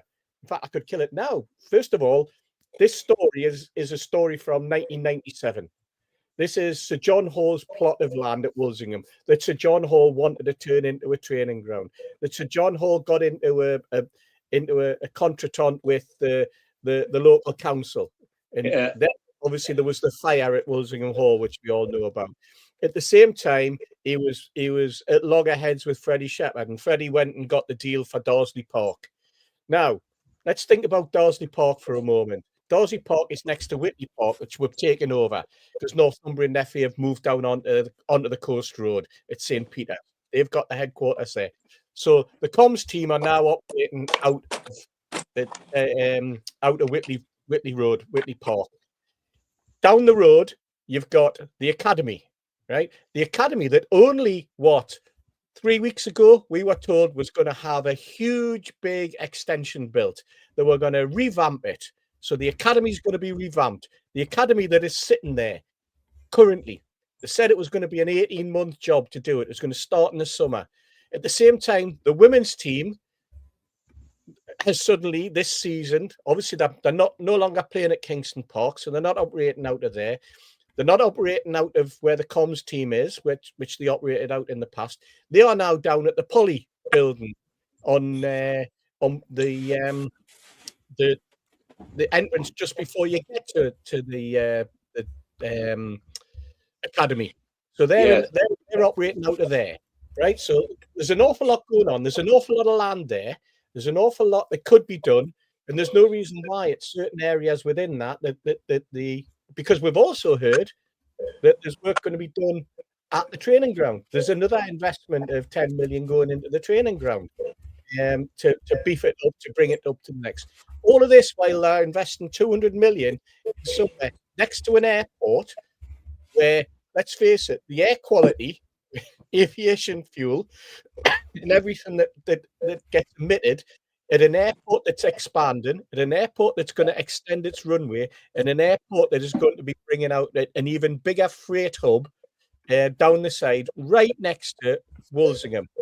Also, the other problem you've got at Walsingham, and it stretches all the way down to Kingston Park. I know it stretches to the Falcons, or now called the Red Bull. It also there's a little football academy plays there, but running right across the whole area that we're talking about is the national grid. All of those pylons, they're going to cut. Who's going to play under them? Who's going to play under the electrical national grid? You know, there's all sorts you could argue about. What I heard, and I'll say it now. I heard it was going to be on the other side of the 697. That was what I was told. I was told there was going to be something, and that price of 200 million was talked about when I was chatting to somebody, and they said it was going to be something that Adidas were going to be heavily involved in, and it was going to be a community thing. It was going to stretch from Throckley all the way up to Virgin Darras Hall, all the way through Callerton, on the other side of the 697. So there's an awful lot being mulled around here, and then all of a sudden, and George, you mentioned the imagery and such like. Yeah. 80 out of 100 of those pictures that you've seen are all AI generated. They're all people saying, "There's a plot of land. What would you fit into it? You need a hydrotherapy pool. You need this. You need a gym. It should be 2 stories high minimum. It's going to have a hotel attached to it. There should be a little mini stadium because Manchester City have got a little mini stadium next to theirs where the ladies team play that holds about 8,000 people. The academy could play there. But why would the academy troop all the way up to there when they've got their own pitches and their own stuff going down where they currently are? This is like a. Then you look at Eddie, and Steve, you mentioned it. Eddie complaining, saying that I haven't heard anything about this a couple of weeks ago, and he said it was he didn't expect it to be around when that happened. Well, now that people are saying it's a 3 to 4 year project to get this planning permission off the ground, will Eddie be still here in 4 years' time? Questionable. Very questionable, especially if, as we talked about right in the early days, the issue of PSR. It was really unusual for him to go off script like that. Exactly. He doesn't misspeak very easily, and that was what was quite frustrating about that for me. You're like, okay, you're letting rip here. There's a reason for you letting rip here. Don't quite know what that is, but you've done it. Yeah. And I find that quite unusual. I mean, we can sit down and look at what we've all heard from different sources to Craig. Yeah. To know that something's going on. I think that's fair to say. Yeah. There's something happening. It's a jump to make a jump to what Craig has, but it's also not necessarily a difficult jump, or he's not necessarily making 2 and 2 making 97. Similarly, I saw a question about shirt front sponsor. Yes, I've heard plenty of stuff about shirt front sponsors, and I know what my thoughts on shirt shirt front sponsor for next season is based on what I've heard about the kits for next season. Spoiler alert, there won't be a green one. Interesting. But does this all... Oh, don't start that. People will be going, oh no, PIF's leaving. No. Right. If you want me to take on it, my home strip will be a black and white template Adidas are running out for tier 1 clubs and international clubs, and it's got funny little finicky details in the stripes, and we won't like it. The away shirt will be mint. It's going back to the 70s dark blue with a round collar, 70s badge, not the 80s badge, the 70s badge. And there's some sort of brickwork design apparently in the blue, which is based on the concrete in the east stand. You know, the stanchions on the east stand. Yeah. That's what the word salad will tell where it's based on. And if it's what I've seen, it honestly, it'll fly off the shelves. It's a belter. And the third shirt, purple and pink, and they happen to be the corporate colours of Riyadh. Yeah. Okay. We talked about. Yeah. Nudge, nudge, wink, wink. Yeah, you can make a similar jump that I've made from that. And also means Biff ain't going anywhere. And I think, honestly, of the 3 kits, I think our away kit next season will absolutely fly. And I think the purple pink will have a certain appeal. It's probably a Gen Z and below kit, but it'll have an appeal. And I think we'll be pissed off at the home kit. I think it'll be too many fiddly details. It'll be Juve when we know what a not mess not quite from what I've seen, but yeah. Look, some of the messy ones they've made for Juve in the past. Yeah. You know? We said this was coming at some point because we watch, we do watch the designs of these other tops, and there's going to be a cock up with a Tyne shirt at some point. At least it'll give people something to complain about. Adidas have got a long history of getting things really right, but also coming out with some stinkers from left field, and they've always done that historically with shirts and shirt designs. Be there for templates for below tier 1, and there definitely seems to be a difference between I would call us tier 1B. There's a tier above us that gets a little bit more, and we're not quite at that yet. But effectively the designs we get on basic templates, they're the top tier templates. But if the colour combos that I've been told are right, there's no reason why they shouldn't be. You've probably got an idea where that's come from. You then have to jump to other conclusions about, well, if there's not a green one, what's the purpose of that? Yeah. And the purpose is, well, it happens to be the corporate colours of that new airline. I've got to be honest. I think the green kit this year was a bit of a disaster. I've not seen many people wearing that, and I think they've probably decided to ditch it after the sales this year. I think I like it, but what they shouldn't have done with it, because it is a template. I'm sorry, you can find other Adidas kits this season based off that template with the arch designs and the colours. And then for the dress it up with the word salad, saying, well, it's inspired by the Tyne Bridge. Oh, fuck off. I know. They brought too much out this year. You've done that in retrospect to justify what you're doing with it. Yeah, they brought too much out. They brought far too much out this year. I mean, literally. And we know that's because people are milking. I mean, that 1995 stuff went off the shelves in record time. I'm pretty sure. I mean, I'd love to know the figures how much they printed. Like they did with... like they've done with some of the special stuff, and with all the Terrace Icon stuff, the sizing's all over the place. Yeah, it's crap. And that's because they've got different sizings from different departments, and they haven't made that clear. When you're buying stuff from Adidas, you've got to be aware which sizing you're buying. Yeah. Because an XL is not always an XL. Then add an extra level on when you're over here in the Middle East, Sometimes you get Asian sizes, and they're the other way. So you buy a double XL, and you're like this. Yeah. It used to be good. A large was a large, an extra large was an extra large.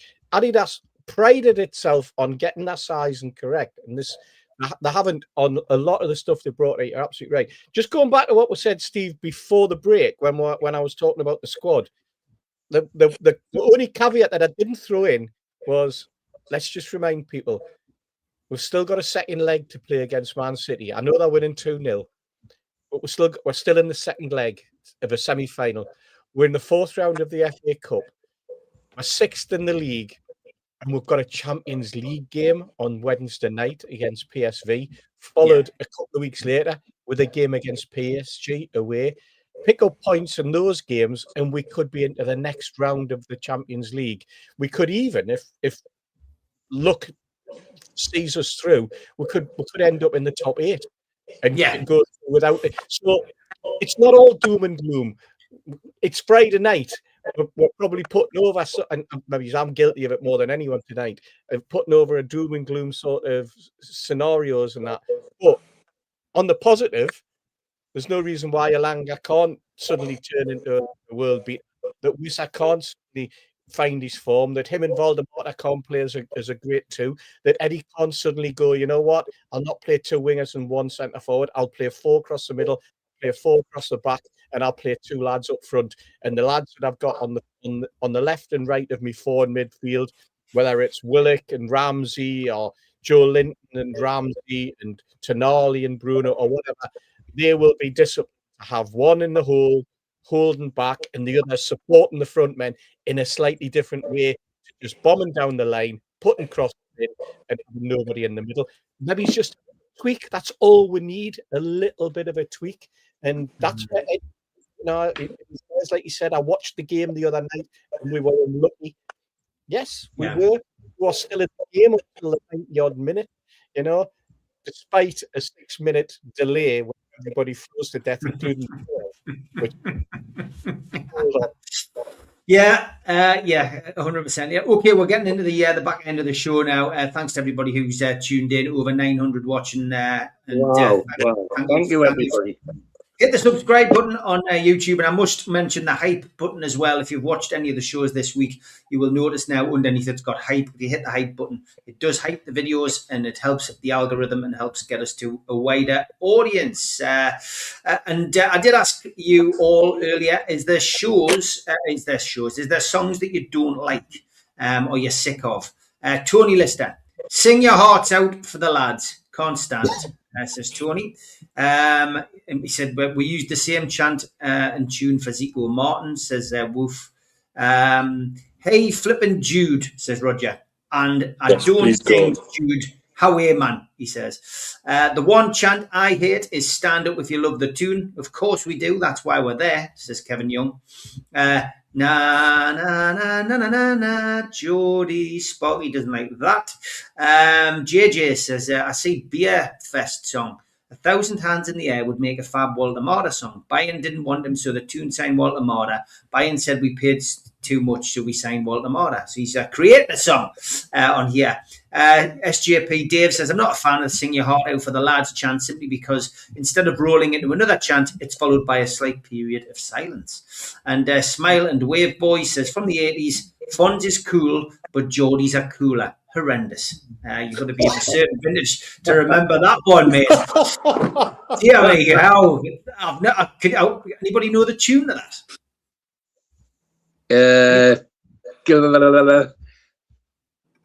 I can't remember it. No. It's a pity we can't just get somebody on. Wasn't difficult. Yeah. Okay. Good stuff, lads. Just going around the board before we look at the Wolves game. Mitch, any song that you can't particularly stand? 2 requests about the Bladen races. Please sing the right words. It's a verse and then a chorus, and then a verse and then a chorus. What they seem to do at the minute is sing half a verse and blend it into a chorus, and then do another chorus. So please, right words. And 2, slow it down.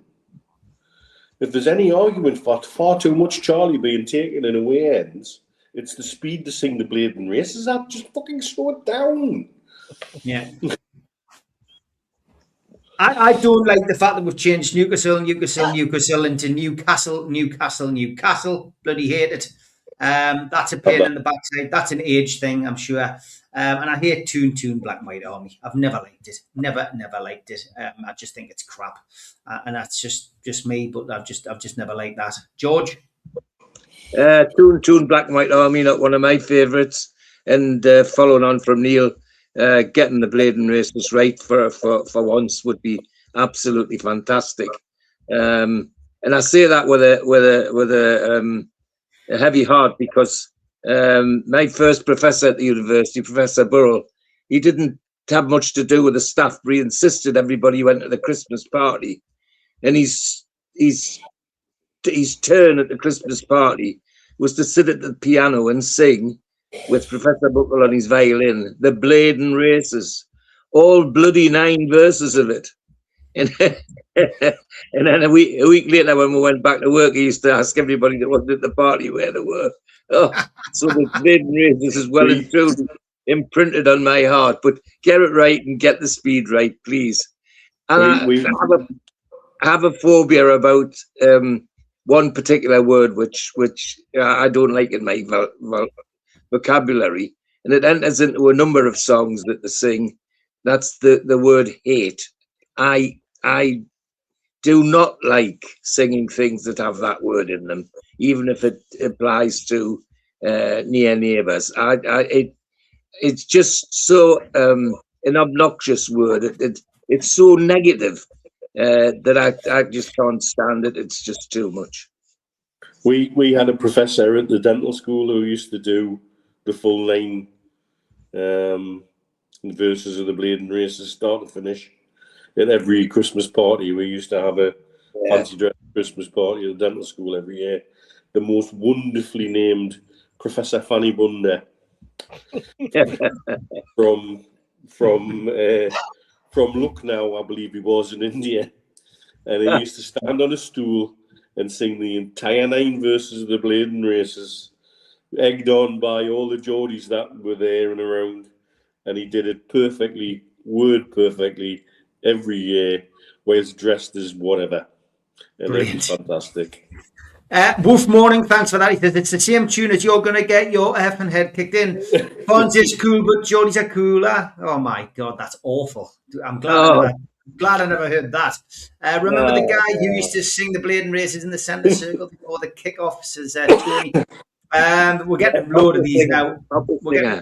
Get Harry Palmer back on, man, says Dean. Harry Palmer was a legend. I believe he is still around somewhere. I hate the Arsenal song, says Tim. Yeah, well, we don't have to hear that every week, mate. Yes, Hey Jude is a Scouse song, says Denise. Hey Ho is naff, says Davey. I mean, that's not really a chant. That's more of a tune that's played by Rob or whoever's playing the music. And the Bladen races before is crap as well. Nobody likes Pogo if you love the tune, says Dan Byrne Cooper. And Shoes Off if you love the tune, says Tom. One of the same, but just a different chorus. Dunnell, we'll give you the final comment on this. He says, why not start a new chant using the Animals, the House of the Rising Sun? There is a team in black and white. It's good. I like it, Dunnell. You should send that to the guy on Twitter, Tune Songs or whatever he's called. He could probably put something to that and come up with something. Who put the Jude song in? Who put that in? Anybody know? No, I've got no idea. No idea. I mean, I know that Rob Byron has to have conversations with people at the club about what he plays prior to the kickoff these days. So that's an ongoing thing. It's not his choice. He's not the person who selects the songs before the warm up and the kickoff. So it's not Rob Byron. I can tell you that for certain because I know Rob personally. Neil get picked by Mad Dog Tyndall. There's rumours of that. Yeah, there's rumours that he has a part to play. We do know because the club mentioned, there was official communication from the club saying that the players had asked for, this particular lineup. So we'll wait and see. Neil, you are right. The club website only shows the full matches now with crowd noise and no radio Newcastle commentary. Must be something to do with the rights to the audio. Yes, you are right about that, mate. I have heard that as well. Eddie's House, Black and White Army's the same as Fonz is cool and Geordies are cooler, says Steve. All right, okay. So there we go. We've solved the mystery to that. Okay, time to look ahead to Newcastle United's next fixture. which of course we've got a slight break because of our busy schedule. Newcastle United are taking on Wolves, looking for the second double of the season. It is away on Sunday, 2:00, kick-off live on Sky Sports. Speaking to the media today, Eddie Howe confirmed Dan Burn and William Masula were nearing returns after recommencing training. Probably both will miss this weekend, though. Jacob Murphy's going to miss out with a hamstring problem. Several scans, though, have failed to pinpoint the problem. There's no return date for Jamal Lascelles or Emil Kraft. Lascelles, of course, heavily linked with the move away from the club this window. Fabian Shaw has undergone ankle surgery and is expected to return in April. Tino Livramento has been given a March return date as well. Assuming he features on Sunday, Lewis Miley will complete his 50th game for Newcastle United at the very ripe age of 19. Wolverhampton Wanderers, Tote Gomez, Leon Chiwomi, Jean Bellegarde, Marshall Manetzi miss out, but Emmanuel Agbadu has returned following AFCON duty with the Ivory Coast. Following 11 successive Premier League defeats, Wolves have taken 5 points from their last 3 games. 1-1 draws at Man United and Everton, and a 3-0 home win over West Ham. They then beat Shrewsbury in the FA Cup by 6-1, and former Newcastle transfer target Jorgen Strand Larsen scored a hat-trick. He's now got 6 goals this season, but only 1 in the Premier League. The man to watch with Wolves is Matthias Marnier. He's 18 years of age. He scored in his last 2 Premier League appearances, and he looks a hot property at this moment in time. Their manager is somebody who has been in the North East or North Yorkshire, depending on how you feel about it, was manager Rob Edwards. He has managed against Newcastle in the past. Took charge of Luton Town and got a 4-4 draw at St James's Park. What a game that was. And a 1-0 home win at Kenilworth Road in the 23-24 season. The referee is Sam Barrett. Second game in charge of a Newcastle fixture. He was in charge when we beat Man City 2-1. And VAR, what a waste of time it is. But yes, it is back at the Premier League again. Paul Tierney is in charge of that at the weekend. As always, when it's an away game, Scunny Mag has chipped in with his guide to the ground and the pubs around it. Hi folks, Scunny Mag Paul here with another way to guide. This one is for Wolves. If you're heading down to Molyneux, everything needs coming up.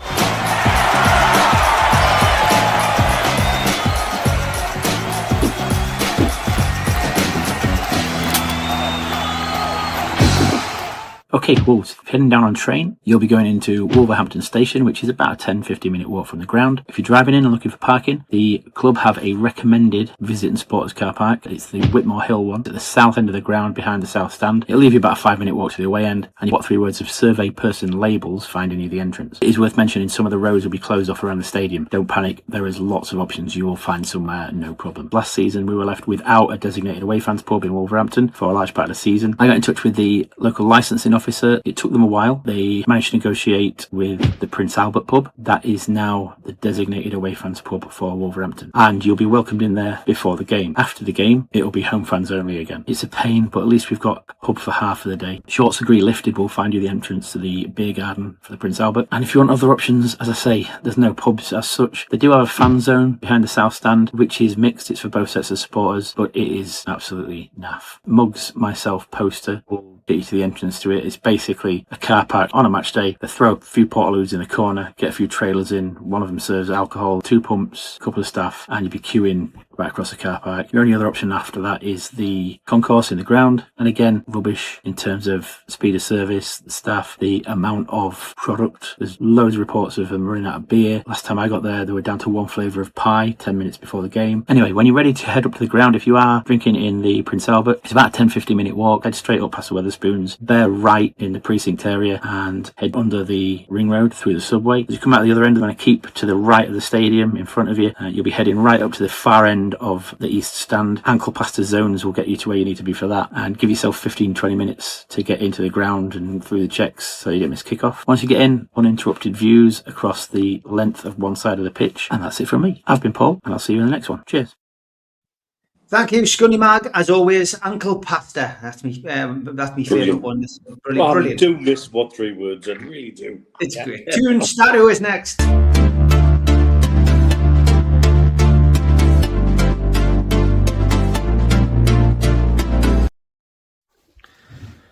Hello everyone. After the painful defeat in the semi-final in the Carabao Cup against Manchester City, Newcastle are back in the Premier League away to the bottom side, to Wolverhampton.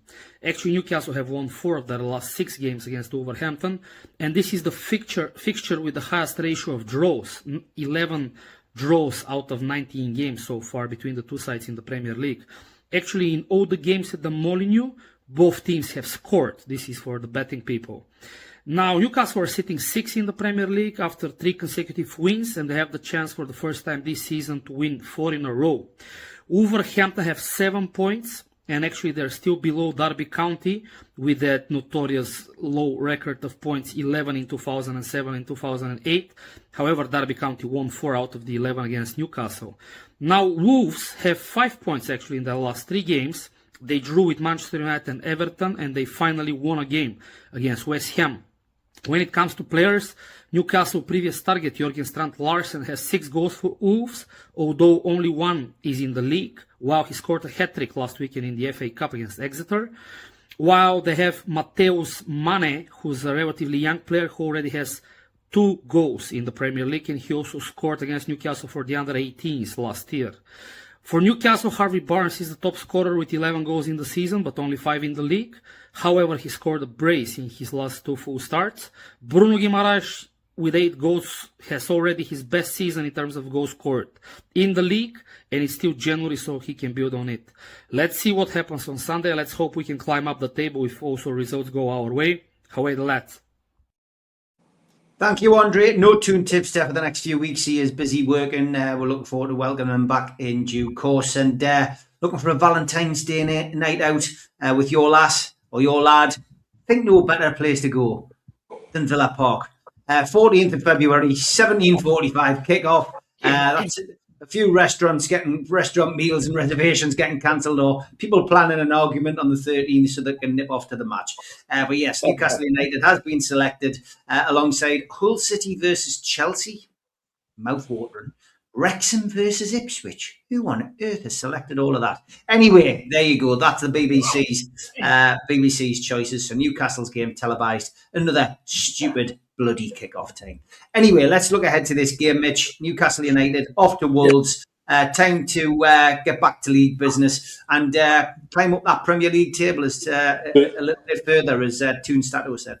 Firstly, a couple of things. You may have seen me lose my cool a little bit there early on. Thanks to Jamie Fenn, that reminded me of the best chant ever in an away end. Wade Villa Park, and one of the few good memories of that day was somebody who went on the legs off, if you love the tune, and probably waved his prosthetic in the air. Phenomenal. Also, there's only Bond villains and members of the KGB who say Wolverhampton, the way that he's great, isn't he? Andre, honestly, I think it's fantastic. The lad who sits next to us in the match, Dave, loves it because I put them on Instagram. He watches the show occasionally, but he says, I love it. He says, that makes my weekend. He says, I get in from work on a Friday night, and he says, I put Instagram on, and he says, he's like a Bond villain, isn't he? And I was going, yeah, he's great. He says, just like Mitch. He says, Mitch always puts it at ease when he does them coffee videos. He says, but when he says, I love Andre. He says, I love Toon Stato. Brilliant. Right. You know what? I've seen a little bit of Wolves over the last couple of weeks. Saw them destroy West Ham. They didn't just beat West Ham. They dismantled West Ham. Not difficult. There was a 15-minute period where it was like, hang on, these are the team that are bottom. So there's something in there. We can't go there like tipped. That said, you've got to weigh that against who they were playing against. And yes, we lost to West Ham. But the thing that stood out was pace. That pace in abundance and their ability to break. And so we've got to be very aware of that. I think, pound for pound, man for man, we've got a better squad. We should see them off. We should be able to see them off. Yeah. Don't know how many times I've said that about a Newcastle United team going to Wolves, and then we've ended up with a draw. And so I'll be disappointed if we don't take 3 points, because they've got mistakes in them and they've got frailties that we should be able to exploit. But I'm very well aware, I've said that about other teams on here this season and not got the result I would hoped for. But I'm working on the basis of that has to change at some stage. And let's hope that starts this weekend at Wolves. And a further point for any of the Dubai mags watching, a reminder, we're not at UBK this weekend. We're down at McGettigan's in Ibn Battuta. We're trying something different for the weekend. Okay, what's the dice there and what do you say? The dice says an interesting 0-2, which I presume is 2 to us and 0 to them, which I would take very happily. We're going to get another draw with 1-1. Okay, I went with a 1-1 draw last night. Dibbo and Supermac went with 2-1 wins respectively. How are you feeling about Sunday's game, George? Optimistic as always, Mr. Optimistic, greedy little duck and all that. I think we'll win 2-1. Even though I've watched Wolves in the recent weeks where they've looked pretty good, a lot of the pace that they've got is gendered from that bright 18-year-old in the middle of the park, Mane, and he is outstanding. There's no question about that. But I think 20 minutes of Joe Linton on his back, and that'll be the end of him. So I'm looking forward to it, as I always do with Newcastle games, and I think we'll get 3 points and slide back up the table a bit more. So 2-0, that's me. 2-0. In the mid-60s, I used to go to the old dental hospital in Newcastle. I was under Professor Steele. I wonder, have you heard of him, Mitch? Says John. Heard of him. He was one of my mentors and a lovely man to boot. And Jimmy Steele was the first clinician I ever heard use the word fucked and bollocks on a clinic on a clinic in front of patients. So you can see that we had an affinity with each other straight away. And what a absolutely lovely and beautiful soul he was. I say that in past tense. He passed away with a brain tumour, unfortunately. And there's a lot of things at the dental school and within the university dedicated to Jimmy. And quite right too. He what he did for the British National Dental Health Surveys over many years, and he set and gave the data that allowed people to do certain programs that improved dental health across the whole of the UK. And Jimmy was a lovely guy, and as avid a bird watcher as you could meet. He had a pager, right? This is in the 90s. He had a pager that used to go off of sort of like a lesser crested twit was seen at the bloody Tynemouth Priory, and he would literally just fuck off. Middle of a lecture, he would literally just piss off because his page head went off because there was a bird saying Holy Island or something. Like Jack John. Absolute legend of a man, really. Well, John must be recalling him because he's on holiday in the Philippines. Have a nice time, John. He's made a lovely donation there as well. So thank you for that, John. But honestly, Jimmy, beautiful guy. Brilliant stuff.